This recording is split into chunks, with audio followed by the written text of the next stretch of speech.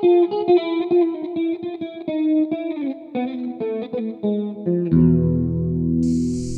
and welcome to the podcast Byzantium and Friends. I'm Anthony, your host. I'm coming to you from the Gulf of Corinth, and that is the sound of summer here. I will be taking my usual 2-month summer break after posting this episode, mostly to prepare classes for the fall, so I will see you again in September. I hope that in October, the big history will come out. I just submitted the last batch of corrections to proofs and cover design and so forth, so it should all be ready to go. Now, one of the claims that I make in the introduction to that book is that the East Roman state lasted, roughly 1,200 years. This is about a fifth of all recorded human history. That's the interesting kind of claim that one likes to be able to make in an introduction. Puts things into perspectives, gives you a sense of scale. But when I think about time scales on that way, there's always the example of Egypt, which ancient Egypt is maybe like 3/5 of all known human history. I mean, stupid Egypt, all tucked away down there and didn't have to deal with, Goths and Huns and Persians and Avars and Arabs and Bulgars and Crusaders. I mean, it did have to do with the Persians once or twice. It did not go well. Okay, so Egypt is a relative outlier in terms of the, longevity of a fairly coherent and consistent culture that lasted for a very long time with an awareness of its own past and being able to access records and traditions from its own very distant past. Its hieroglyphic script, which we will be talking about in this episode, lasted in use for over 3,000 years. Lasted so long that even as it was being used for contemporary purposes, it went through phases of its own reinvention, where it was looking back to previous eras of Egyptian history and writing, which was on display outside of temples and carved on all kinds of monuments. It is an unusually long scale on which to observe the evolution of a script. Now, the other fascinating thing about hieroglyphic script is that it came to an end, that is in terms of its active use by people who could read and write it, at the very beginning of our period. So the last users and writers of Egyptian hieroglyphics were East Roman citizens. They were in the 4th century, possibly early 5th. And so in this period, we observe the remarkable coexistence of people who are drawing on this ancient tradition from a position of knowledge of it, and these are, by this point, almost certainly all priests in the pagan priesthoods of late antique Egypt. And at the same time, other Egyptians interacting with the ancient traditions of Egypt who are not very familiar with how the script works, with what all the signs indicating, with the religious lore of the country's past. And these are the early Christians of Egypt, who of course were surrounded by this ancient pharaonic culture in the monuments and the tombs, some of whom lived amidst these ancient monuments and ruins. Some hermits sometimes made their abodes in these pharaonic tombs. Anyway, it is altogether a fascinating period of the end of a very long tradition and its reception by a new religious culture that was taking over at that time. And it provides me with one of these anchor points that I find so interesting in thinking about the longevity of East Roman culture, is that its beginnings are rooted so far in antiquity that, in addition to the ancient Greek and the ancient Roman and the biblical Hebrew roots of its culture, there are also people at that time who are actively engaged with the hieroglyphic tradition of ancient Egypt before knowledge of that script disappeared entirely among mankind. My guest today is Jennifer Westerfeld of the University of Louisville. And she has written a fascinating and really fun book on precisely this period and this kind of interaction. It's called Egyptian Hieroglyphs in the Late Antique Imagination. And it has the extraordinary and, I want to say unique, but certainly rare virtue of combining a rigorous training in ancient Egyptian language and literature and culture, and also the ability to read hieroglyphic and hieratic and all the other scripts that were used to write Egyptian. We will be talking about those in the episode. But is also a scholar of late antiquity, and so is able to talk about how pagans and Christians in this period interacted with the remains of ancient pharaonic culture that was all around them. The book actually has a concise guide to understanding how hieroglyphics work. And it also this fascinating little moment where I could see how the modern letter M from Greek, from Phoenician, ultimately derived from an Egyptian hieroglyphic way of rendering the term water from three squiggles that eventually end up over time taking the form of the letter M. I had always read about the genealogy of these scripts and how they were related, but I didn't know of a case where you could just see so clearly how an ancient Egyptian sign ends up, what we're still using today. It's quite extraordinary. And she also talks about the one ancient writer, I mean by that Greek or Roman, who comes the closest to being right about how hieroglyphics work. This is Clement of Alexandria, who is a Christian writer around 200 AD. And she analyzes his language for describing how hieroglyphics work, and I think very convincingly argues that he was almost certainly in contact with someone who knew how to read them and could explain these terms, but the difficulty is in trying to understand the Greek vocabulary for rendering different kinds of signs within a script that is not entirely alphabetic. Okay, I've said enough. In the discussion that follows, Jennifer will explain the history of Egyptian language and scripts and how we get to the point of late antiquity. I definitely encourage you to read her book for more details. It's very accessible, very in-depth and well-researched. In the meantime, thanks to medievalist.net for reposting this episode, and I will see you all again in September. Take care in the meantime. Have a good summer. And here's my conversation with Jennifer. Hello, Jennifer. Welcome to the podcast. Hi, thanks for having me. So we're talking about an issue that really crosses a number of different fields. And so some of our audience might not be familiar with the history of the Egyptian language and the different scripts that have been used to write it. So could you just give us a quick rundown of the 4 scripts that were used to write the ancient Egyptian language? And so these are sort of called hieroglyphic, hieratic, demotic, and Coptic. And just tell us when these were used and what different functions they served so that we have a big picture. Yeah, absolutely. So when you say ancient Egyptian writing, the mental image that most people are going to have is of the hieroglyphic script. So this is the script that consists of lots of little pictures of animals and birds, parts of the human body, all kinds of different objects. And these can be more or less elaborate depending on the circumstances. So all you really need to convey the meaning is the outline of the shape. But we have some fantastic examples where they'll go in and say, if it's a bird hieroglyph, they'll draw in all the little feathers and the beak and the talons and everything, really emphasizing that these are images of things. And these can also be written in multiple different orientations.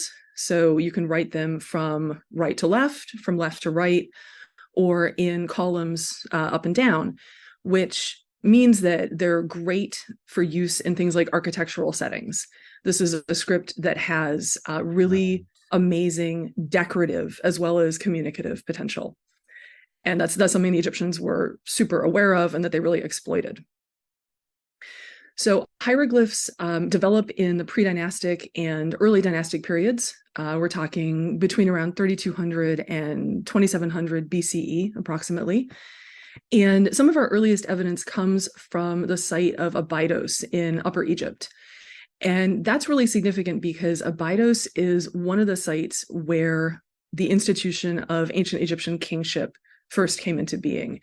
And so from very, very early on, there is this intimate connection between the use of writing in Egypt and the institution of kingship. And that's something that our later classical and late antique authors are going to be aware of. That's something that they will talk about. And so hieroglyphs are primarily going to be used in monumental contexts, carved in stone in places like tombs and temples. We find them on stelae, on statues, on funerary items like coffins, basically places where that aesthetic value can really make an impact. Mm-hmm. They are decorative, they're fabulous, they're really cool, but they are not quick or efficient to write. And so pretty early on, already by around 2700 BCE, there was a more cursive script that we now call hieratic that was already in development. And this continues to kind of co-evolve with hieroglyphs. And so in a modern parallel, we can think about the distinction between print and cursive. And so in hieratic, the hieroglyphic sign forms are simplified, they're stylized, but they're usually still remarkable, or still recognizable, excuse me. So a bird sign in hieroglyphs still looks kind of like a bird in hieratic. This script is usually written in ink on either papyrus or on ostraca, so primarily in non-monumental contexts. And it was used for all sorts of functions. Some of our earliest documents on papyrus actually record the labor that went into quarrying the stone for Khufu's Great Pyramid. Those are in hieratic. And so we have everything from letters to government documents to literary and religious texts. And this script is used alongside hieroglyphs, but again, in sort of different functional domains into the Roman period, falls out of use sometime in the 2nd century CE. So if these are different forms of clothing, hieroglyphic is like your tuxedo or like tailored business suit that you wear on really formal occasions, right? Whereas hieratic is like your business casual that you use for more, kind of day-to-day administrative purposes. Exactly. Yeah, I love that. I'm going to start using that in my classes. Oh, it's going to go down the scale from here. So, so what are the other two? When does Demotic come along? So Demotic comes along in around the mid-7th century BCE, develops out of hieratic, and it's going to be used into the Roman period as well. So it is even more cursive than hieratic. So the hieroglyphic sign forms are harder to recognize, and there's more potential for signs to be ligatured together. So you can go pretty easily from a hieratic text to figure out what the hieroglyphic sort of prototype of that might have been. It's a lot harder to do that for Demotic. And Demotic has a closer connection to the spoken language. So by the late period, by around the mid-7th century BC, hieroglyphs are writing a form of the language grammatically and orthographically that hadn't been spoken for like 1,000 years. Demotic is much closer to the language that was being spoken at that time. And so Demotic is going to take over a lot of the functions of hieratic, especially a lot of the secular functions. So administrative documents, tax records, stuff like that, which is why in Egyptian, it's referred to as the writing that you use for documents. So, right. So the names of all of these different scripts are Greek. Right. Why is that? Yeah, so the names are Greek.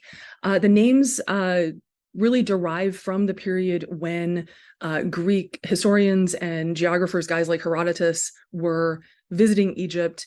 They observed these writing systems and gave them the terminology that we now employ. So these do not always align with the Egyptians' own terminology. But we're stuck with them, basically. Yeah. And then in late antiquity, we have the emergence of Coptic script, right? So this is just an adaptation of Greek. Well, go on. So Coptic is particularly interesting. Unlike the earlier scripts, it is alphabetic, which gives us advantages in terms of understanding the variation between regional dialects, for example, that we can't always do in the earlier scripts. So it uses the Greek alphabet plus a handful of signs derived from the Demotic script to express sounds that aren't used in Greek. And it originates actually with experiments in writing the Egyptian language phonetically that were probably already going on in the Hellenistic period. And this experimentation was taking place in the context of producing ritual texts where, if you're going to summon a demon or something, you got to make sure that your pronunciation is correct. And the earlier scripts don't indicate vowel sounds, whereas you can do that in Greek or with the Greek alphabet. Right. And so we get this experimentation with writing Egyptian phonetically. And this becomes codified by around the 3rd century CE, and it's going to become the dominant means of writing the spoken Egyptian language. And so each version, so each of these scripts is sort of progressively easier to learn, like in a sense accessible to more people, right? Is that the case? Yes and no. I mean, I'm biased in favor of Coptic, certainly, because that's my main research language. And I certainly found it easier to learn than the earlier scripts. Demotic has a bad reputation because it is so cursive. The signs are so ligatured. I mean, visually, I can hear Egyptologists howling in outrage if I make this comparison. But, if you think about the distinction between print and cursive and shorthand, Demotic looks more like shorthand. So if you're literate, if you're trained, yes, it's potentially easier. Grammatically, it's relatively straightforward. The script can be really tricky, and there's a lot of variation from one scribe to the next in terms of what their handwriting looks like. Got it. Okay. And now, so you're a trained Egyptologist, right? Like, your book is on late antiquity, and you work with a lot of Christian material, but your background training is in like the deep, right, prehistory even of Egypt. You do hieroglyphic and all of that, right? Yeah. So I'm trained as a philologist in a program that really emphasized sort of language acquisition as the fundamental thing that you have to do. So I went through the gamut of courses from intro Middle Egyptian through to the later stages of Coptic and Demotic. Yeah. So the hieroglyphic script, with which most of the audience will be visually familiar with, right? So this continues in use down to roughly 400 AD, though diminishing in its frequency. And so it overlapped with all of these others. Could you tell us a little bit about how the different signs work? Like, what categories of signs exist in hieroglyphic, very broadly speaking? Now, I should say that I've been present at some pretty heated debates verging on fights about whether a script is alphabetic or syllabic. Okay. So I understand that for some people, there's a lot at stake here, but hieroglyphics seems to have signs that do all kinds of different things. So just give us a quick rundown of what those are. Yeah, this is a super important question because there is this crucial misunderstanding of the hieroglyphic script that comes into the conversation already in antiquity, that says hieroglyphs are purely symbolic. They are disconnected from the spoken Egyptian language. And that idea is incredibly tenacious, right? It's going to shape discussions about hieroglyphs through late antiquity into the Middle Ages and into the early modern period. It takes until the early 19th century for decipherment to actually take place, partly because people were so stuck on this idea. And it's not correct. So how does it work? There are roughly between 700 and 800 signs in the repertoire of the classical Middle Egyptian phase. Okay, I'm out.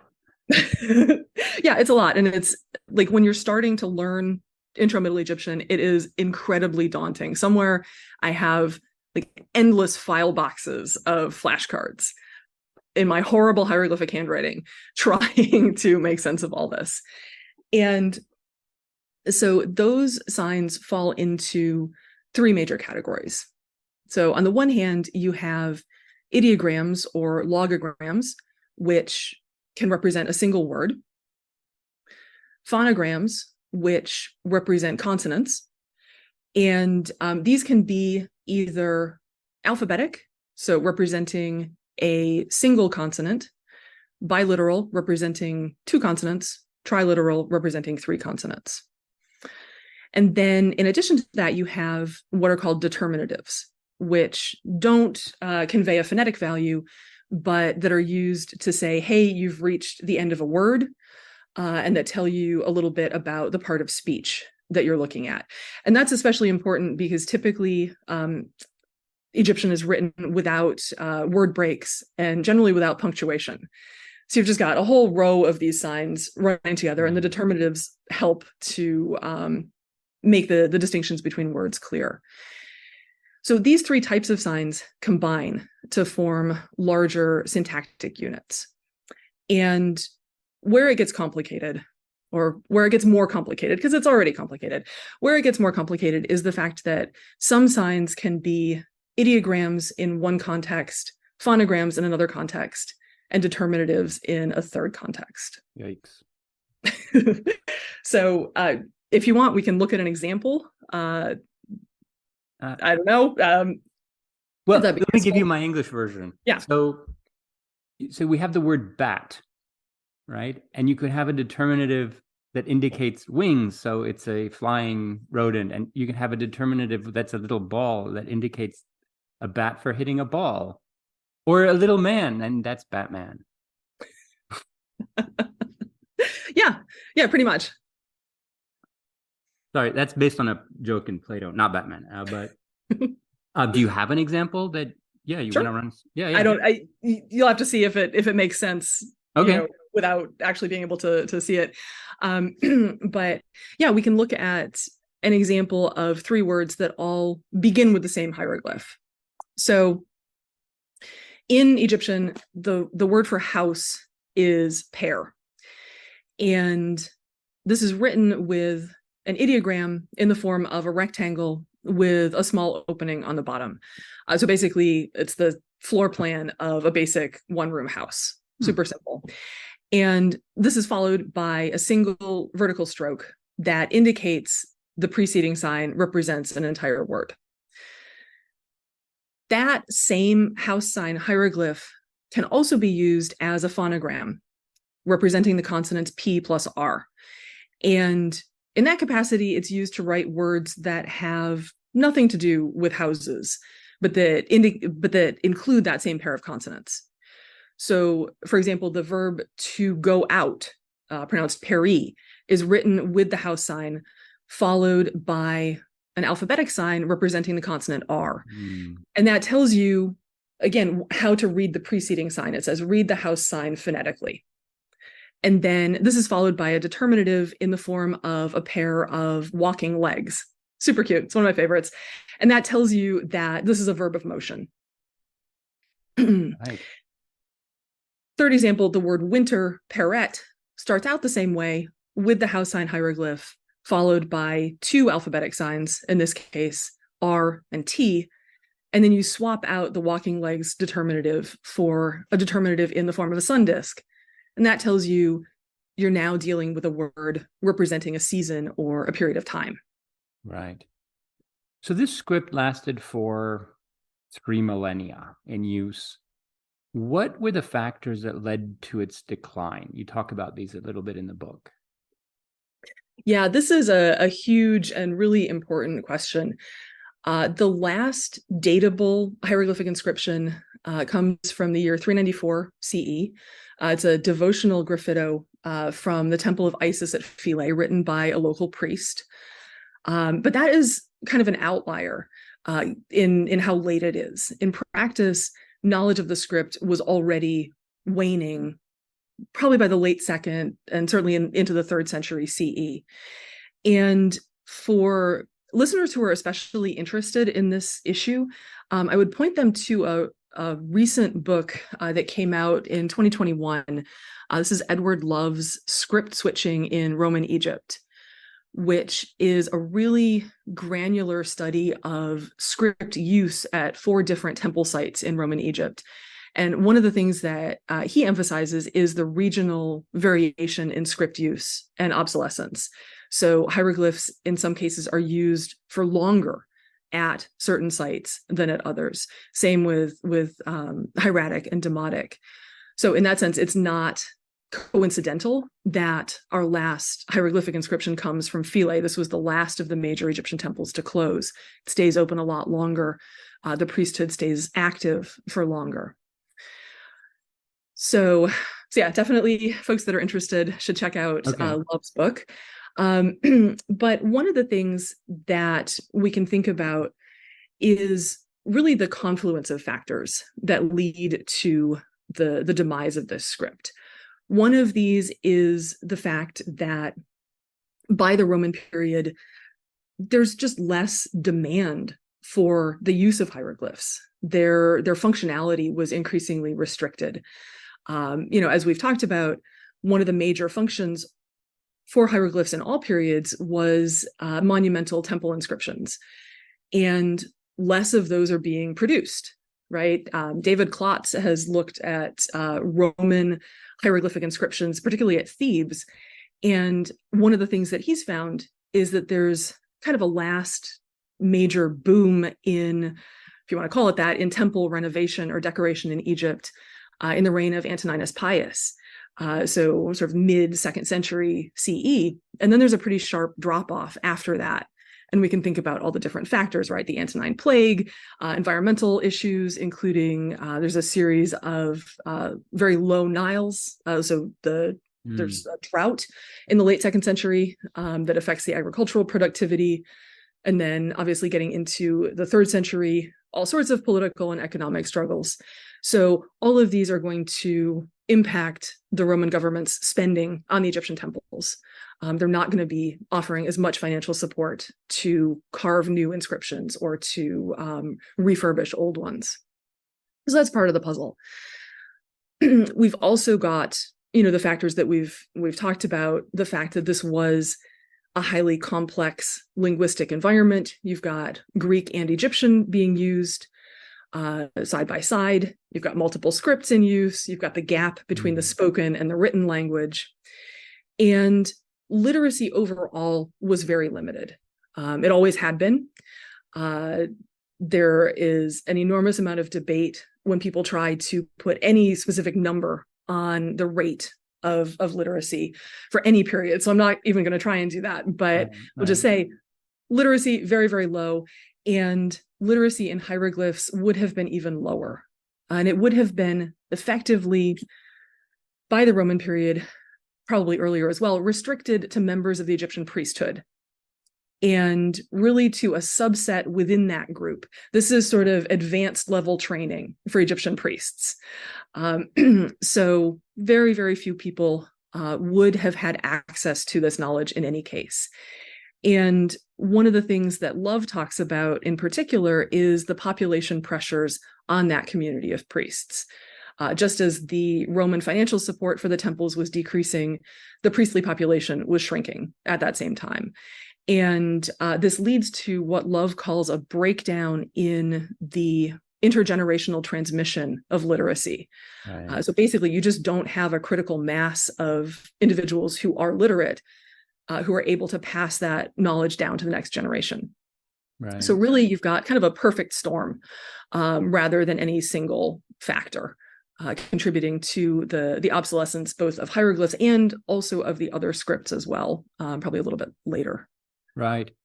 This question does interest me because there are a number of things that sort of gradually peter out and go extinct during this period that we now don't want to think about as a period of, so quote, decline of anything, but nevertheless, things like think of the ancient Greek athletic games, right? Or in fact, the whole tradition of setting up inscriptions in anywhere in the Roman Empire kind of also kind of peters. It doesn't peter out, but it definitely declines compared to previous eras, and lots of other things. And yeah, I'm always fascinated whether there are any common factors behind all of this.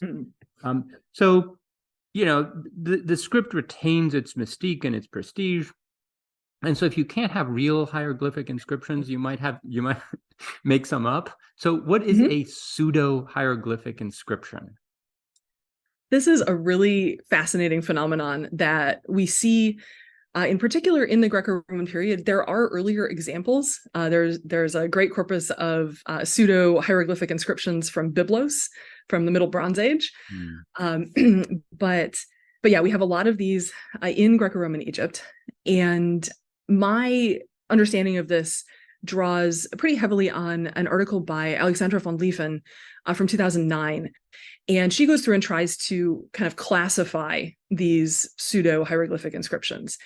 So the first category are things that look like real hieroglyphs, but don't make sense.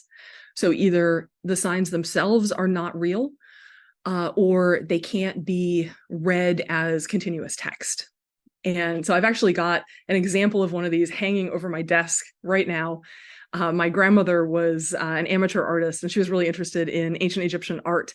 And so she created this Egyptian scene with completely fake hieroglyphic inscriptions in it. And the hieroglyphs are genuine. I mean, they reflect actual signs in the hieroglyphic repertoire, but they don't combine in any meaningful way. And so this is something that we see already in antiquity. Von Lieven's second category is where it's kind of in descending array of quality. So her next category is squiggles or scratches that are arranged in a kind of uniform way so that they look like text. But I mean, that's really kind of minimal effort. And then goes downhill from there, where we see registers or frames that are used to sort of visually mark spaces where hieroglyphic text should go, but they're left blank. And this is something that we see sometimes on funerary objects. So a really nice example is a shroud from the early Roman period, 1st century or early 2nd century, now in the Museum of Fine Arts in Boston. It belonged to a woman named Tasheret Wedjahor. And the lower part of the shroud has a bunch of scenes of Egyptian deities. So, you know, similar to what you would find in earlier coffins or mummy cases. And they included vertical registers where text would normally go, but they're blank. So this is where you would find the labels identifying Isis and Nephthys and Anubis and so forth. No text at all. But you know, I mean, people would have recognized this. They would know what should go there. Yeah. And so they're able to kind of fill in that blank as they go. Did she go to tattoo parlors? Look, because I imagine you could write a whole other article on pseudo hieroglyphic inscriptions that people put on their bodies. Okay. So question. So let's bring it to Constantinople. The Theodosian obelisk base that has an actual Egyptian obelisk on it with real hieroglyphic. Mm-hmm. But down on the base, you know, they carve those images of the obelisk being raised in Constantinople, and there are two little images of the obelisk, and they have little mini hieroglyphs carved on them. And so these are bona fide late Roman imitation hieroglyphics, and I think they're too worn to read. Correct me if I'm wrong, but someone proposed that the text that's on the obelisk that's lying on its side says the gods. And because this was put up by two pagan officials in the reign of Theodosius, it could be like a little covert. They're getting like their little, I don't know, pagan reference to there. Or can those not really be read? Or I love that. I am not super familiar with the Theodosian obelisk, so I'm going to have to look at that because that's fantastic. Yes. I think you'll have to go find some old photos of it because it's now sort of very worn. But I think I found some. I'll send them to you later. Oh, cool. What about the so on the entrance of the Oriental Institute, formerly so called, right? So there's the scene where there's an Egyptian guy handing a sort of Western looking guy. Oh, he's holding this hieroglyphic. Is that pseudo hieroglyphic or is it real? That is actually real, I think. Okay. There's somebody, I am ashamed of myself because I just showed this in one of my classes this past semester. And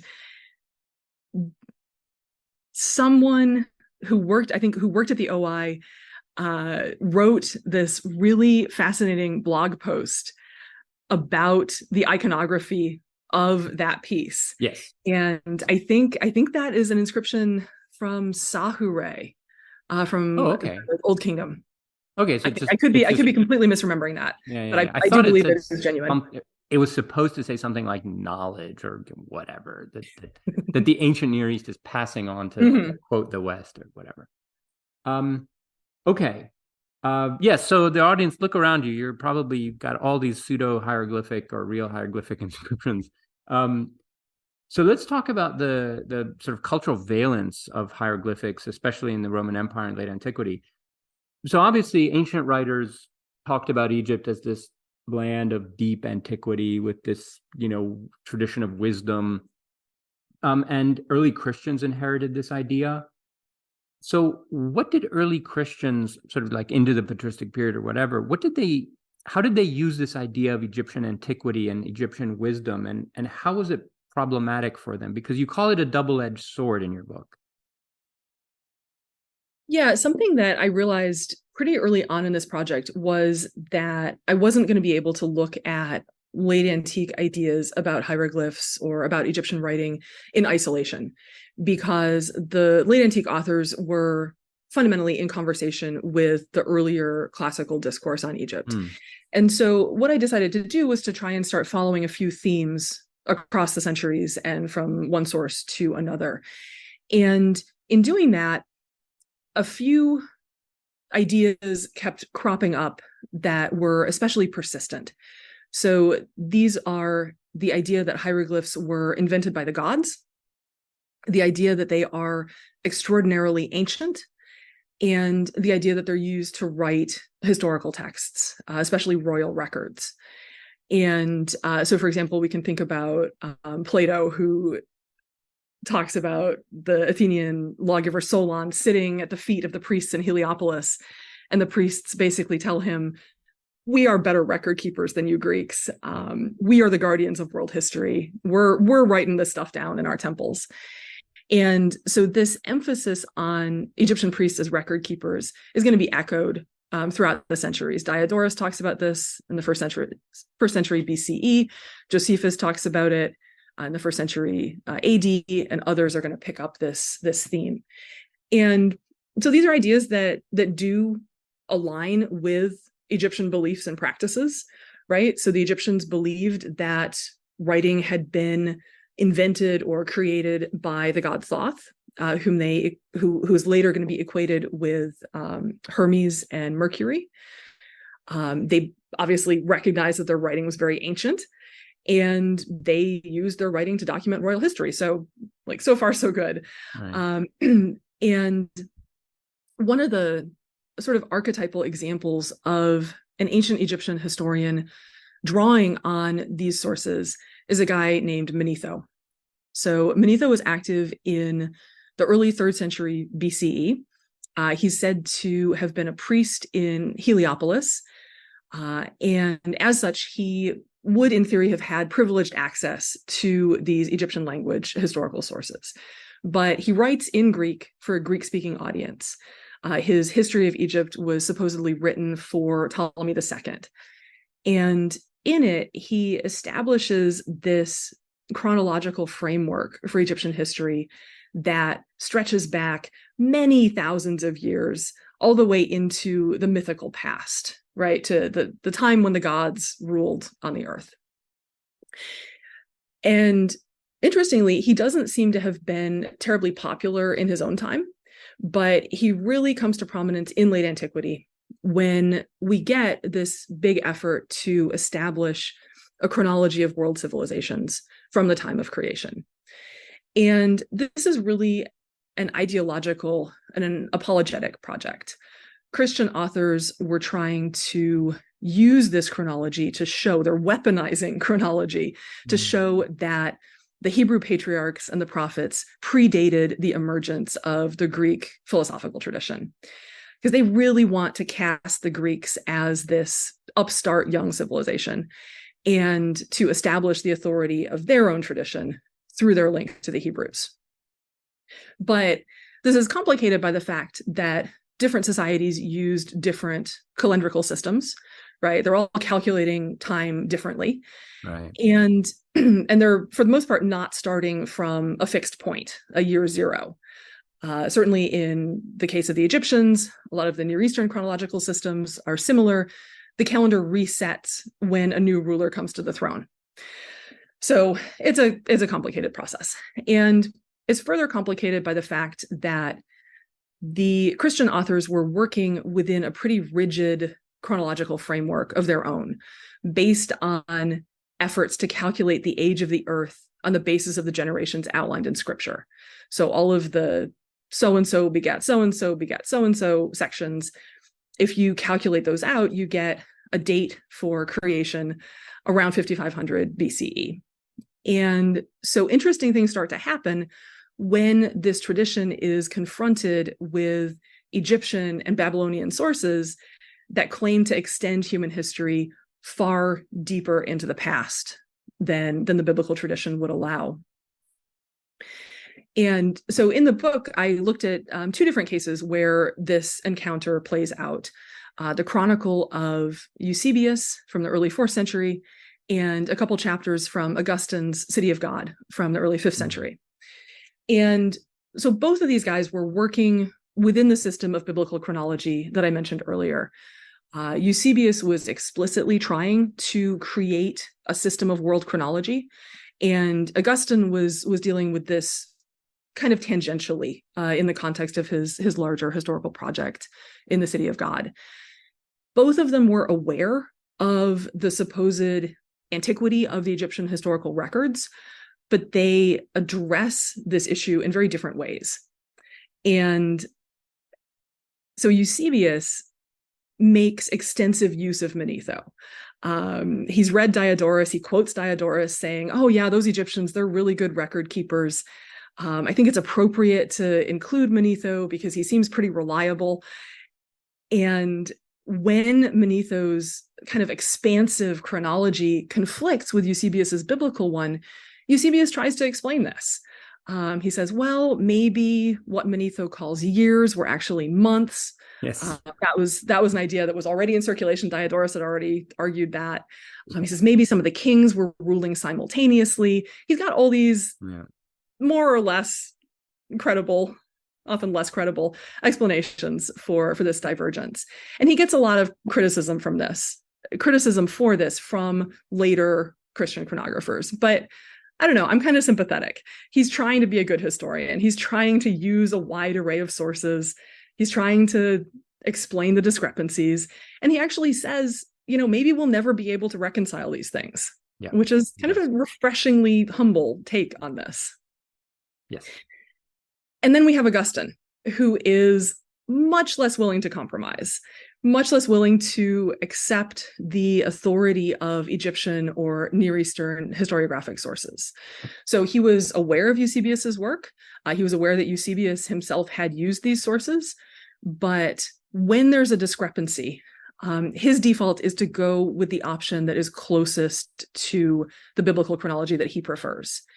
And in his view, the authority of Scripture takes absolute precedence over the authority that might be vested in another society's historical records.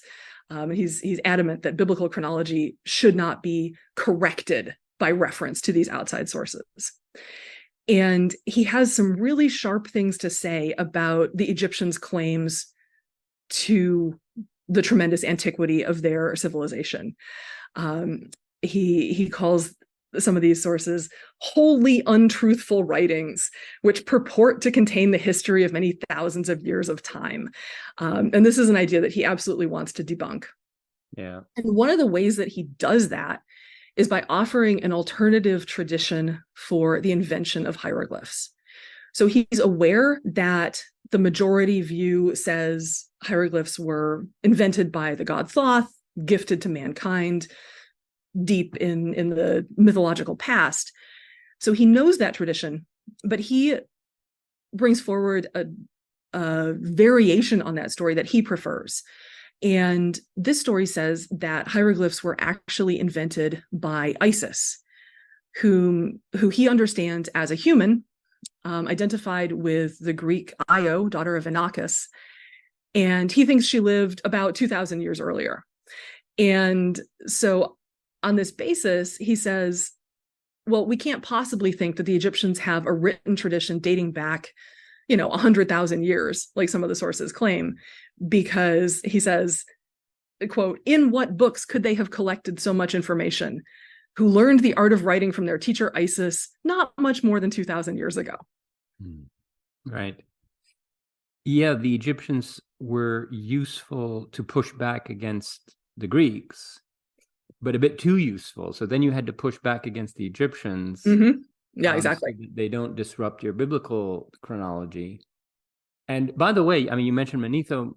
Manetho is one of the most important authors that many in the audience will not have heard of, but he's tremendously important. I think it was he who devised the system of dynasties that is still used in modern scholarship for Egyptian history. And you're exactly right.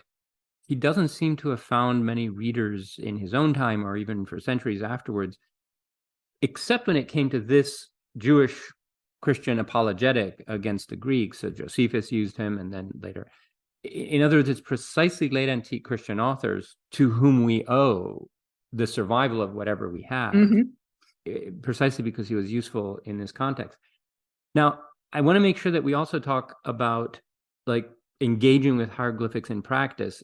So these are like authors like Eusebius and Augustine are doing their philosophies of history or whatever.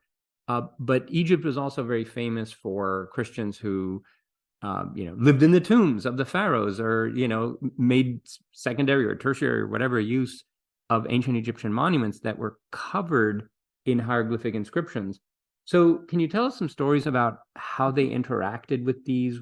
What did they think those were? And did they try to destroy them, deface them, or treasure them, or reinterpret them in Christian ways? So what do our sources tell us about that? This question makes me so happy, because this is not only where this project starts, this is really where my whole research trajectory started back in college. And so I have to give a shout out to my first teacher of Coptic, the late Robert Rittner. I had class with him in my undergrad. And once we got through the introductory grammar book, all of the texts that he had us read were stories about monks going in and trashing temples. And this is obviously a widespread literary motif.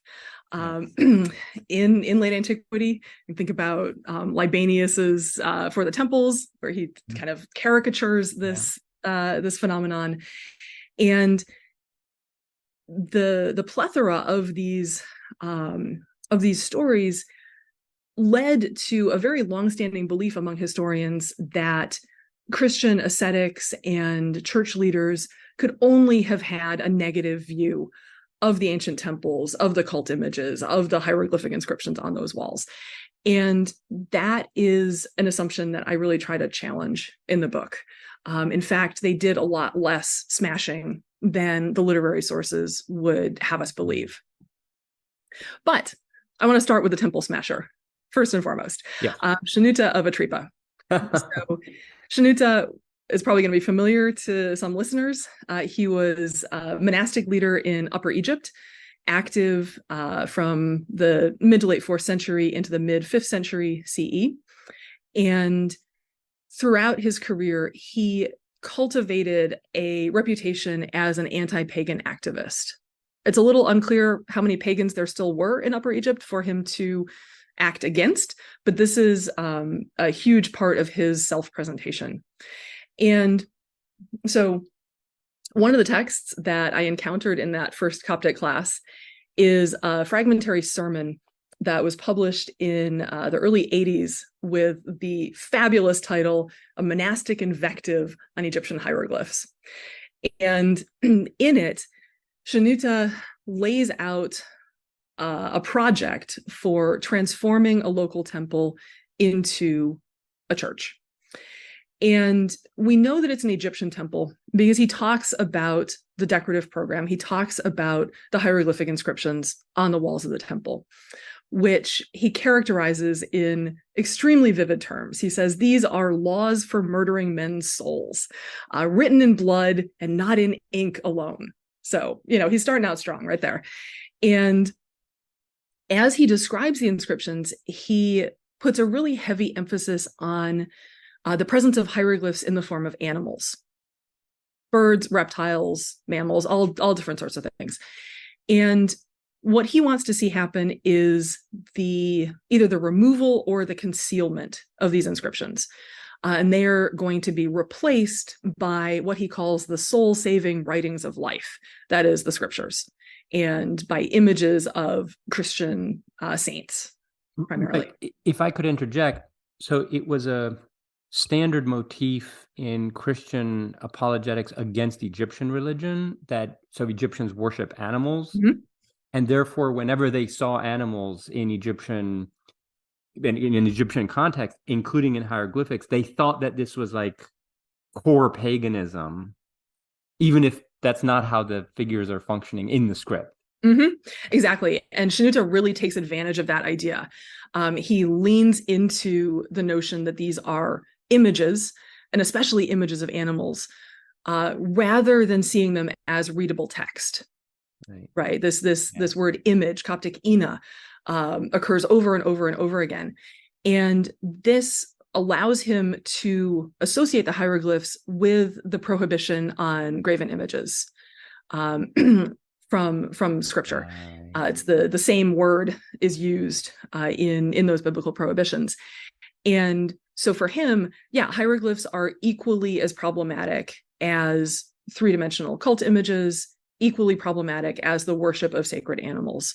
All these features of traditional Egyptian religion that become sort of emblems of what Egypt is for outsiders. So tell us about some of the other, so the not so hostile approach to hieroglyphics. Yeah, so one thing about Shenouda, he's a really loud voice, right? I think he would love to hear us say that. He is a loud voice, in the sense both of what he's saying, but also he is the best attested Coptic author in terms of writings that have survived to the present day. Right. But despite being so loud, he's not, in this particular instance, normative. Right. So after reading this text and all of these other sort of temple smashing literary works, I expected to find a lot of other voices saying the same thing. And in fact, that's not what I found. This text is unique. And what I found in some of the other sources were more conciliatory, maybe attempts to take hieroglyphic inscriptions and read Christian meaning into them. So one of my favorite examples there is set in the patriarchate of another temple smasher, Theophilus of Alexandria, the patriarch in the late 4th century who is allegedly responsible for the destruction of the Serapeum, the temple of Serapis in Alexandria. So this text is attributed to his nephew and successor as patriarch, Cyril of Alexandria, who's also a character in the story, but probably written quite a bit later in the 7th or 8th century CE. And it's part of a larger group of texts that all relate to Theophilus and Cyril's program of sort of urban Christianization, the building of churches in Alexandria and elsewhere in Egypt. And so in the story, Theophilus and Cyril are walking out in the countryside and they find an abandoned temple. And it's identified in pretty general terms. It's said to be a temple of Alexander. And it's covered with what the author describes as fantastic images and inscriptions, including what Cyril identifies as 3 Greek thetas carved on the door lintel. And so he asks Theophilus, "Oh, wise one, how do you understand these?" And Theophilus, we're told, is filled with the inspiration of the Holy Spirit and interprets the thetas as standing for Theos, Theodosius, and Theophilus. Of course he would. Of course, God, the emperor, and Theophilus himself. And immediately the temple doors swing open and a stream of gold comes pouring out. Of course it did. And you can probably guess what's going to happen next. These guys are going to take the gold and build churches with it. Right. And so this is a fabulous text in and of itself, but it gets even more interesting when you think about what these thetas actually might have been. And so Egyptologist Laszlo Kakoshi argued back in the 80s, actually, that what the author of the text refers to as thetas should actually be understood as a genuine Egyptian motif, the 3 winged sun discs that often appear on temple lintels in the Greco-Roman period. And oftentimes they are tripled. Earlier Egyptian temples, you get 1 of them. Greco-Roman temples, you often get 3 of them. And this reading is actually supported by something that Eusebius says in the preparation for the gospel. He actually describes the winged sun disk, saying, yeah, the whole thing looks like our theta. So it makes sense that that Kakoshi is on the right track here. And this is such an interesting interpretive strategy because, I mean, it's a Christian appropriation of Egyptian imagery that I think is a really strong contrast to what we saw with Shenouta, because Shenouta says you can't read these things. These are not text, they're images. They're mirror images. And here you've got Theophilus actually taking what is not originally text. He's taking an Egyptian image and turning it into legible text. Right. It's exactly converse. It's text that confirms him and Cyril as the sort of rightful heirs of the treasure that's squirreled away in the bowels of the temple. So we've got this idea of translation as a source of power and authority and riches that you can then go and build churches with. Yes, I love all the range of these reactions, and you have many more such both episodes and kind of interpretive strategies in the book, and I hope people go and read it and learn more about like the Ankh and the cross and all of these stories about these things. And I should mention something else too, which is that your training as an Egyptologist and sort of knowing how hieroglyphics actually work, it really pays off in the book. It really does.